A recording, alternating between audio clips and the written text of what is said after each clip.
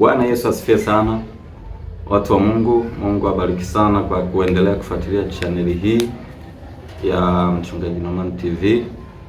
Lakini pia niwape pole kwa wale ambao hawakusikia vizuri, ambao tunaona hizo video nyingi hapo kwenye semina ilikuwa sisikike vizuri kwa sababu ya mwangwi, lakini ni kutokana na lile eneo pia kwa kanisa.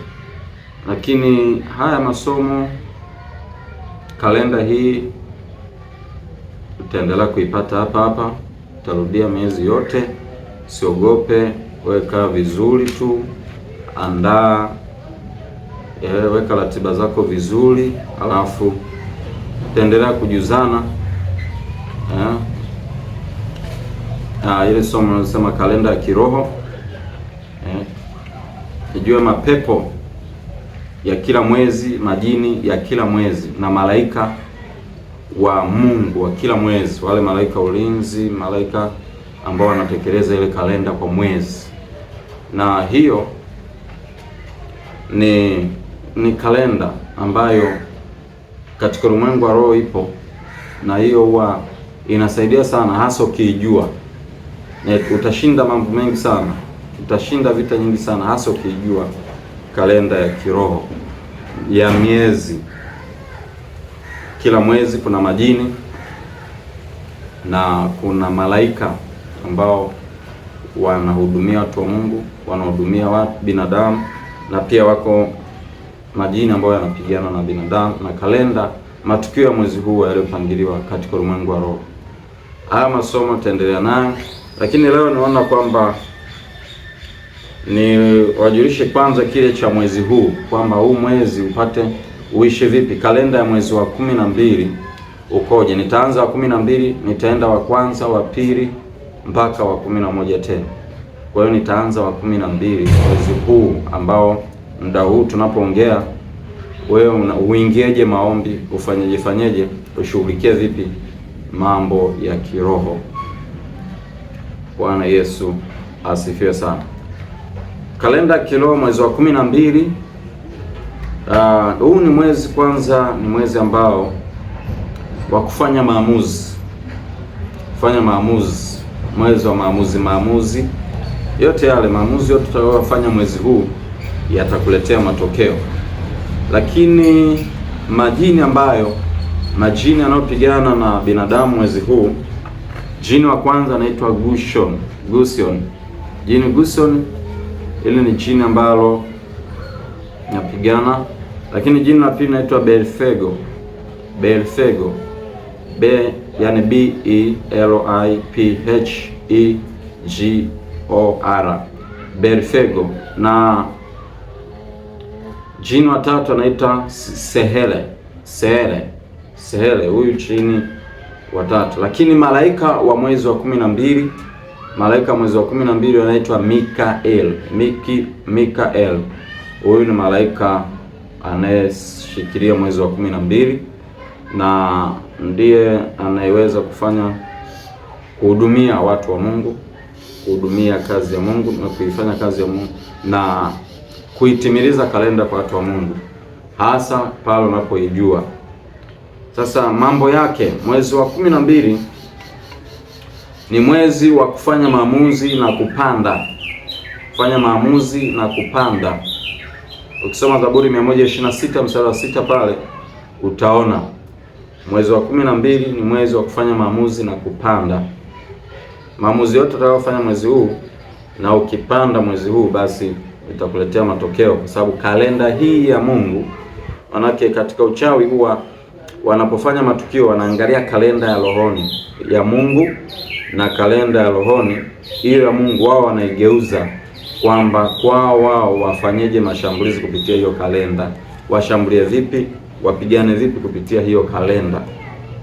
Ila wanajua kabisa hizi ni kalenda ambayo mwezi huu wa 12 fanya maamuzi ya kupanda, fanya maamuzi ya kila unachokihitaji mwezi wa 12.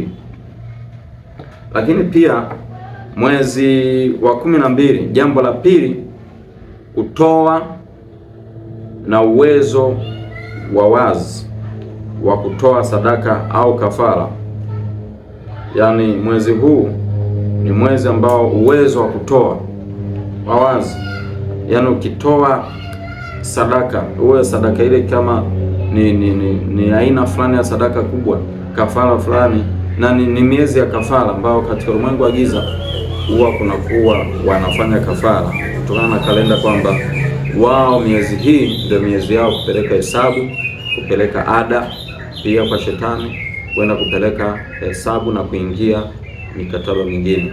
Lakini mwezi huu pia kwa mtu wa Mungu, ukisema unatoa sadaka kubwa au ukawekeza ukatoa kwa, unasema kwa sadaka hii nataka 1, 2, 3, hii sadaka mwezi wa 12 huwa inaleta matokeo makubwa sana, kutokana na malaika mwenyewe pia anayetawala na kutokana pia na kalenda yenyewe ya Mungu ilivyo.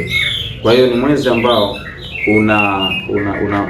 yaani ukitoa kamwe hutaaibika, kamwe hutaona hautafezeka, hutakosa kuona badiliko kubwa. Mfano, kuna vifungo vinakutesa siku nyingi, kuna vitu vinakutesa siku nyingi, vifungo au changamoto za siku nyingi. Mwezi huu ukitoa ukisema kwa sadaka hii nataka 1, 2, 3, basi unapata matokeo yasiyo ya kawaida kabisa. Mwezi wa 12 ni mwezi wa kutoa kwa wazi, yani wewe kwa sadaka ya wazi, sadaka kubwa, sadaka mfano unataka utoe sadaka, kuna sadaka yako siku nyingi unataka utoe na sadaka hiyo imekuwa ikikusumbua mara kwa mara. Sasa mwezi huu wa 12 utakapotoa ile sadaka kwa ukiguswa siku zote kutoa, ukitoa itakuletea matokeo makubwa sana. Lakini pia jambo la tatu, mwezi wa 12 ni mwezi wa wingi wa mali na utajiri vinapatikana vya kimwili. Yaani wingi wa mali na utajiri vinapatikana kimwili kabisa, sio kiroho, kimwili. Ile Mithali 8:8 tukisoma pale utaona Mungu ndiye analeta baraka, lakini pia mali, mwezi huu wa kumiliki mali na utajiri. Yaani kwa kalenda ya Mungu mwezi huu unatakiwa umiliki. Yaani mwezi huu mali na utajiri, fedha, mafanikio, yaani mwezi wa baraka sana kwa kalenda ya Mungu kwa binadamu. Pia mwezi wa 12, jambo jingine la 4, hekima na busara zinalipa. Mwezi wa 12 ukitumia hekima katika jambo lolote lile, ukitumia busara, basi zinalipa. Lakini mwezi wa 12 usipokuwa mtu wa busara, usipotumia hekima wala busara, basi inaweza ikakugharimu kabisa, na ukajikuta unaingia kwenye changamoto, unaingia kwenye matatizo, au unaingia katika hali ya sintofahamu. Tatizo dogo linaweza likawa kubwa, na baadaye mtu kwa sababu ya busara yako, kwa sababu ya kukosa busara au kukosa hekima, basi unaweza kuingia kwenye changamoto mbalimbali, matatizo mbalimbali. Yaani huu ni mwezi ambao hata unaposikia jambo limekuuzi, ukisikia jambo limekukera, ukiona kitu kimekukera, tumia sana busara na hekima. Manake mapepo huyo Befogo au ni mapepo, na huyo Sele na huyo Guson ni mapepo ambayo yenyewe yapo kwa ajili ya kuharibu hekima na busara, huku kutia watu waingie kwenye changamoto kupitia kukosa busara. Yaani mwezi huu, kama wewe ni mume au ni mke au binti mmechumbiana au mna mahusiano, tumieni sana busara. Au kati yako wewe na wateja, tumia sana busara mwezi huu. Ukitumia busara, basi kama ni biashara unapata wateja wengi, kazi, ndoa inakuwa na furaha na amani. Ni mwezi wa busara. Sasa kinyume chake, huwa busara inaondolewa, hekima inaondolewa, inakuwa ni mwezi ambao watu, ndoa ndo zinaharibika, familia zinaharibika, urafiki unavunjika, hasira zinakuwa kubwa, kwa sababu majini hayo yenyewe yanaenda kinyume kuharibu hiyo kalenda, hiyo. Lakini jambo jingine, mwezi wa 12 huu ni mwezi ambao wazo la siku nyingi ambalo ulikuwa nalo litoe. Ile wazo la siku nyingi ambalo ulikuwa nalo litoe mwezi huu.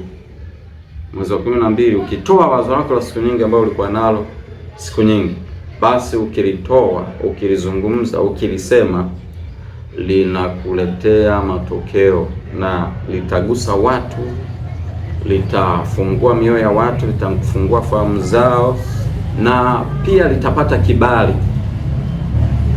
Najua kutoa wazo kuna siku na inategemea siku na siku, inategemea miezi, mwezi na mwezi. Wakati mwingine wazo hili lilikuwa nao siku zote, ukilitoa miezi mingine tofauti, ambayo yenyewe kalenda ya kiroho yenyewe kwanza ina upinzani mkubwa, huo mwezi una upinzani mkubwa juu ya wazo lolote utakalolitoa, basi unakuta wazo likakataliwa. Lakini mwezi huu ukitoa wazo ambalo ulikuwa nao siku nyingi, kwa wazo kazini, nyumbani, kwenye familia, wazo sijui shambani, wazo kuhusu jambo fulani lolote kanisani, kufanya jambo fulani kanisani, hasa katika huduma, kutoa wazo kwamba kuna 1, 2, 3 cha kufanyika kanisani, na ulikuwa na hilo wazo la siku nyingi, basi hili wazo linapata kibali mwezi wa 12, kwa sababu wenyewe malaika anatawala pia, huyo anatoa kibali cha kukubalika. Mikaeli anarejesha kibali chako kilichoibiwa na anakupa. Lakini pia safari za kiroho na za kimwili huathiriwa na kushambuliwa sana na mapepo. Safari za kiroho na kimwili huathiriwa na kushambuliwa sana na mapepo. Kuna pepo inaitwa Belifogo. Huyo Belifogo ni pepo la damu, pepo la kafara, pepo la mauaji ya safari. Ukisikia Paulo anasema katika Wathesalonike wa kwanza sura ya 2 mstari 8 kwamba nataka kuja kwenu mara ya kwanza, mara ya pili shetani akanizuia, ni huyo pepo anaitwa Belifogo, ambao kwenye Biblia inamsema Beli, ambao huyu ni mungu wa ardhi, mungu wa damu, kafara damu, mungu wa mizimu na miungu ya ardhi. Yaani unaposikia mizimu, matambiko nini ya ardhi, linasimamia Belifogo. Hili Belifogo jina ambalo lina tawala mwezi wa 12, na hili lenyewe ndio linalosababisha ajali. Wewe kama unaenda safari yoyote, lifunge hili Belifogo, ili ni chini ambalo huasiliwa sana. Yaani safari nyingi za watu, unaposikia ajali mwezi wa 12, hili linatumwa kwa ajili ya kukamilisha sadaka za wachawi. Wanaenda na mpa sadaka awepe nguvu ya kusababisha uchawi. Kafara ni jina la damu za ajali, na huwa tunaweza kuwa na sababu ndogo akaitumia hiyo chance kwa ajili ya kusababisha ajali. Waweza unasafiri popote, kupitia ndege, kupitia gari, kupitia meli, usafiri wowote, basi mtume Mikaeli akutane na huyu, mwambie Mikaeli akutane na huyu aweze kuharibu mfumo anaotumia huyu, manake kene chini ambalo linahusika sana na kafara za damu, na wachawi huwa wanaenda kwa tafuta msaada kwa huyu ili wasaidie kwamba liweze kuwawezesha wapate kafara za kwenda kukamilisha tarehe 25, kukamilisha zile siku 6 kabla ya kikao cha mwisho cha kichawi cha kishetani cha Desemba 31. Belifogo linafanya hiko kitu. Kwa hiyo kabla hujafanya safari yote, hujasafiri, hujaenda, hakikisha unamfunga huyu kwa jina la Yesu. Na kama hujaokoka, tafuta maombi, umchue Yesu upate nguvu ya kumfunga huyu kushughulikia. Na kama muombe Mungu akulinde, akuongoze safari yoyote, muombe Mungu. Mwezi wa 12 huwa safari inaathiriwa sana na haya majini, hasa Belifogo. Lakini pia kazi nyingine ya mwezi huu kwenye kalenda ya kiroho ya mwezi huu, uvumbuzi au ubunifu wa mambo yaliyopo na yajayo. Yaliyopo, uvumbuzi au ubunifu wa mambo yaliyopo au yajayo. Unaweza kubuni mambo mbalimbali. Kama unahitaji kubuni mambo fulani, kufanya mambo yaliyoko, mambo yajayo, basi mwezi huu wa 12 na wenyewe tu automatic unakupa uvumbuzi.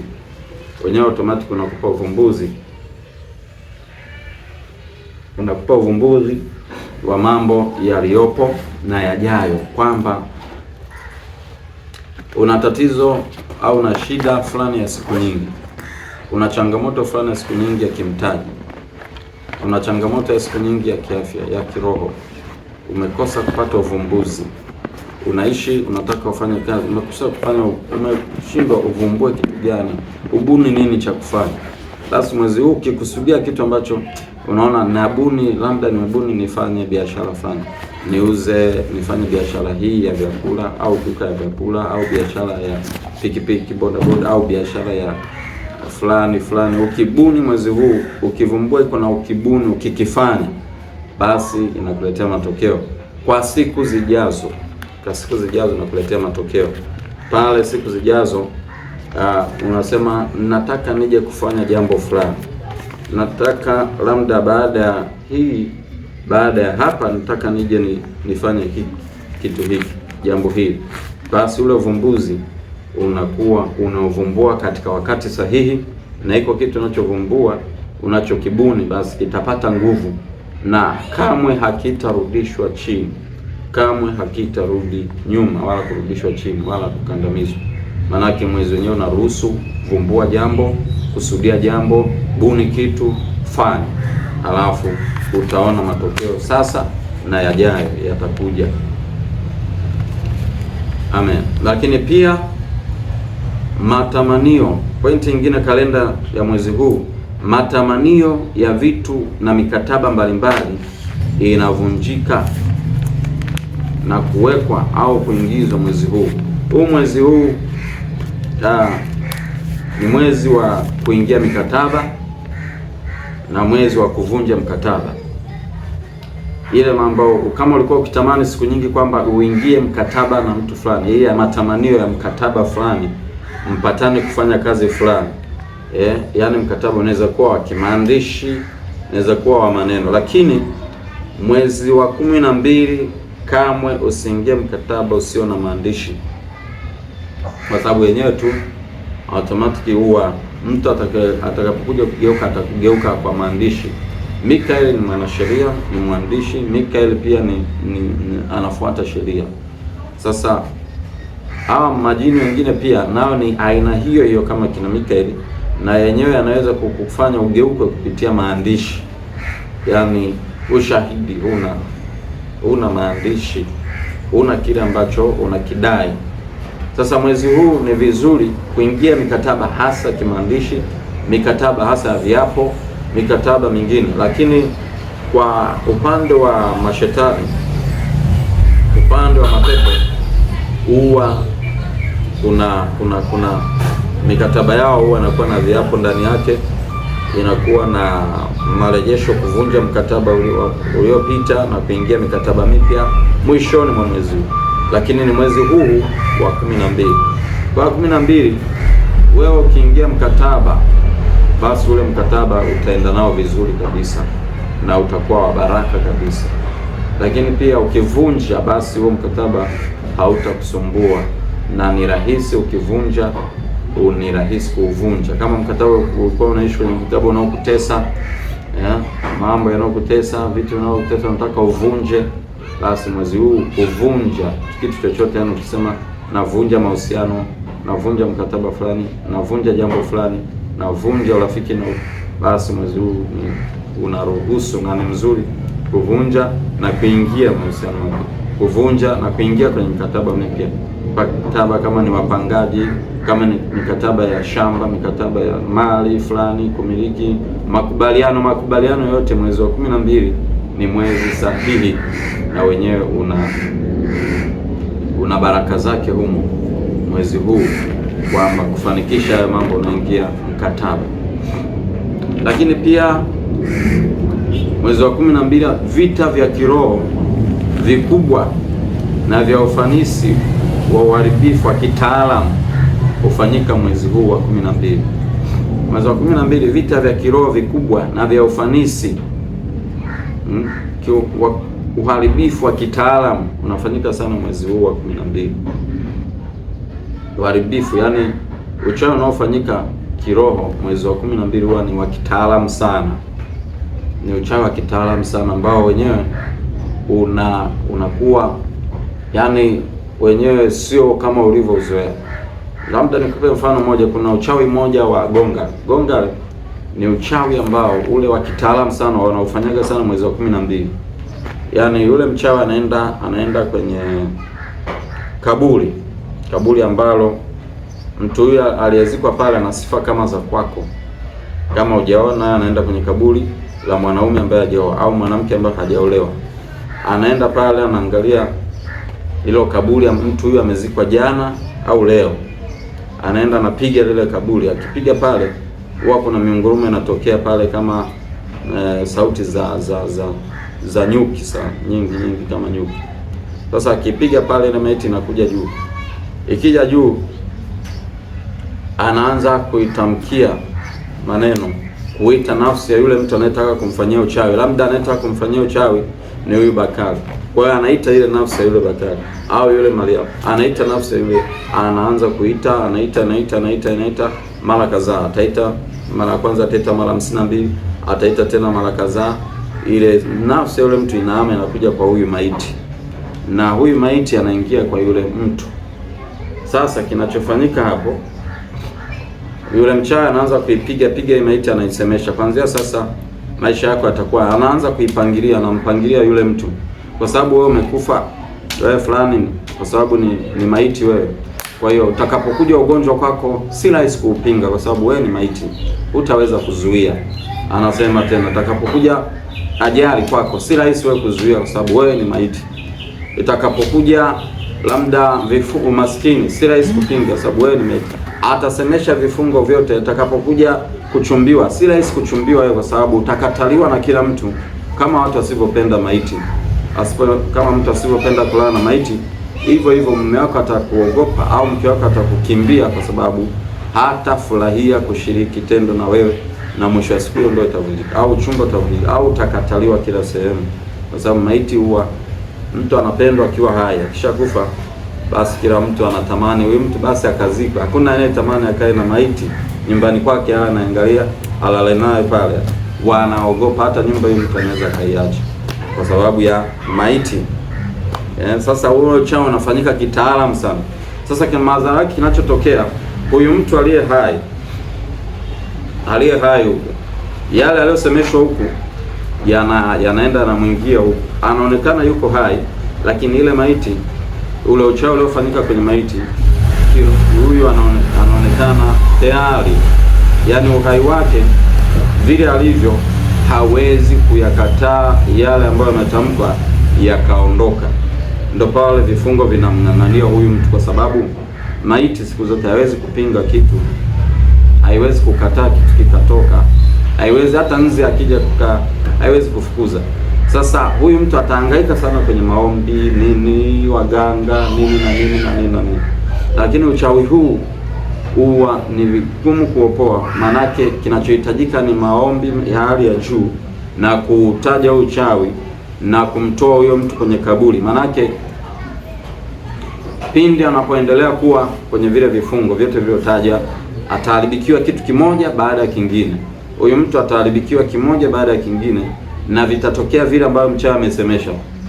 Sasa nini kinachotokea? Pindi ambapo huyu mtu anakaribia kutoka kwenye ile vifungo, yule mchawi anakuwa anajua kwamba huyu mtu inawezekana maombi yamezidi sana. Kwa hiyo wako waliotaja kumtoa kwenye kaburi, kwenye maiti. Kwa hiyo anaenda anachota mchanga wa kichwani, wa tumboni na mguuni, anaenda anahamishia kifungo kwenye kaburi jingine lenye sifa kama za huyo mtu huyo ambaye amezikwa sehemu nyingine tena, anahamisha. Kumbuka uchawi huwa ni kitu kibaya sana.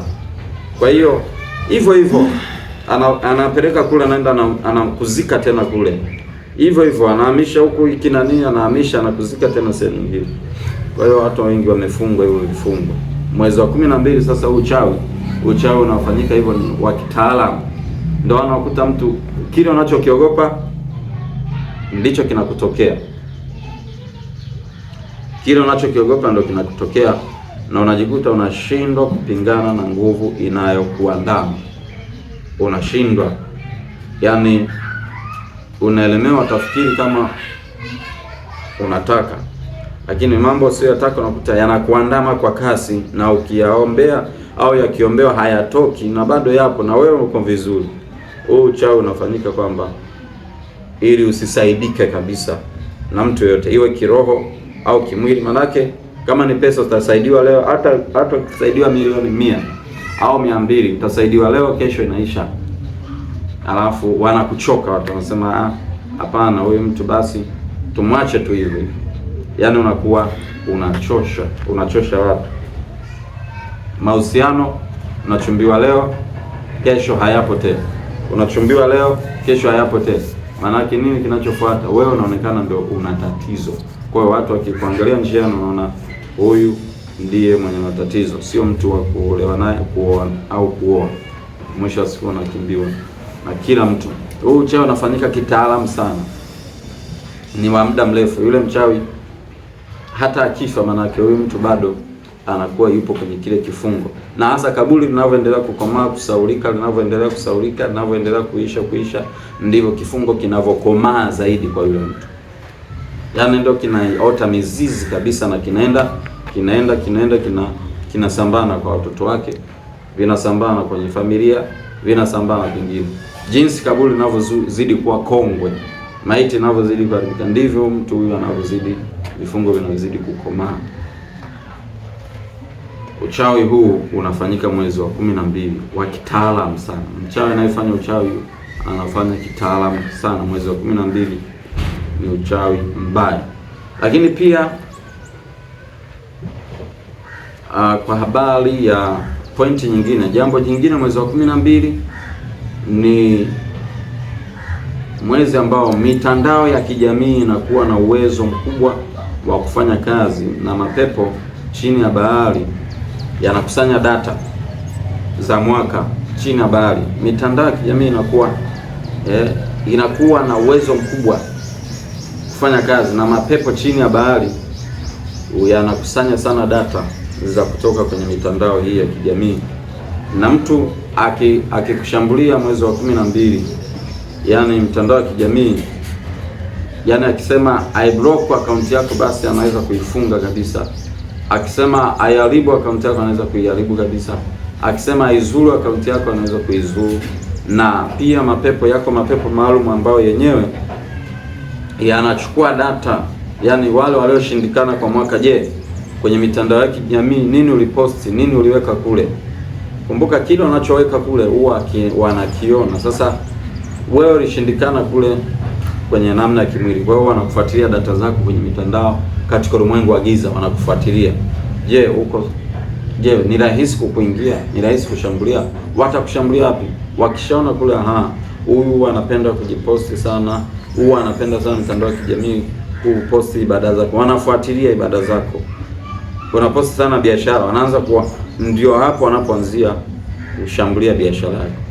Unaposti sana kitu gani unachopenda sana kuziposti kwako, kwa hiyo bila kukiombea huwa wanaanzia hapo kushambulia. Lakini pia unaweza kutumia mitandao vizuri kabisa mwezi wa 12 kwa ajili ya kuhubiri na wengine wakaokoka, maana inakuwa na nguvu sana. Wengi wanakuwa wanaangalia mwezi wa 12, na lile neno linalowafikia likiwa na nguvu, basi linaokoa. Wengi wanaweza kuokoka kupitia mitandao hiyo ya kijamii, wakafunguliwa. Kama ni bidhaa pia unaweza ukaitumia kwa kasi sana kuuza biashara zako, kufanya matangazo yako mwezi wa 12. Maanake ni mwezi ambao unaruhusu ukitumia mitandao ya kijamii inaweza kukuletea matokeo, aidha matokeo chanya au matokeo hasi. Lakini ni mwezi ambao wenyewe automatic kwa ajili ya masuala ya mitandao ya kijamii kama Facebook, Twitter, Instagram, YouTube, nini na nini, yani vyote. So vinavyohusiana na mitandao ya kijamii, basi ni rahisi kukuletea matokeo. Pia yanaweza kuwa matokeo mazuri au mabaya, lakini yako majini pia yanayo yakatoa, yanaangalia kwenye mitandao ya kijamii sana, nachukua data. Kuna kompyuta moja tu iko pale chini ya bahari kubwa, kuna rada kubwa, ile rada TV ya kishawi kubwa iko pale, ambako hawa wanakusanya vyote duniani, vyote data zote za mitandao ya kijamii. Kwa hiyo kuna dhambi zile unazozifanya kupitia mitandao ya kijamii, huwa zingine wanachukua huko kwenye Facebook, kile unachokifanya kwenye Facebook, kile unachokiposti kwenye Facebook, na kila unachokiendea wanajua kabisa huko sehemu fulani. Basi ni rahisi kulogwa kupitia mitandao ya kijamii. Usiposti picha yako kwenye biashara zako yaani uko sehemu fulani muhimu ambao hujawahi kuposti mwezi wa 12, kama hujaombea na huna nguvu za Mungu, ni rahisi hawa maadui hawa majini kutumia mtandao wa kijamii tu kukuporomosha. Ni rahisi sana. Kwa hiyo mwezi huu ni mwezi ambao huo wa 12 ni mwezi ambao mitandao ya kijamii, yaani kuwa makini na matumizi yako, data zako, mitandao ya kijamii, kuwa makini sana, kwa sababu hapo hapo wanaweza kupata chanzo cha kukufunga, chanzo cha kutafutia kesi, chanzo cha kukushambulia. Kwa nini majini ya kushambulia? Hapo hapo kile unachoposti, kile unachokiongea. Kuwa makini sana na kile unachokiongea na unachokiposti. Mwezi wa 12 ni mwezi ambao data nyingi zinachukuliwa, zinageuzwa kinyume nyume, au zingine zinapeleka ndivyo sivyo, au wanaweza kupima kiroho chako kupitia mtandao tu. Kama unapenda kujiposti ibada, sijui uko wapi, uko hivi, unafanya hivi, unafanya hivi, basi wanajua, wana uwezo wa kujua, yale majini wanaweza kujua kwamba mtu huyu ni wa rohoni au mtu huyu sio wa rohoni, na akapata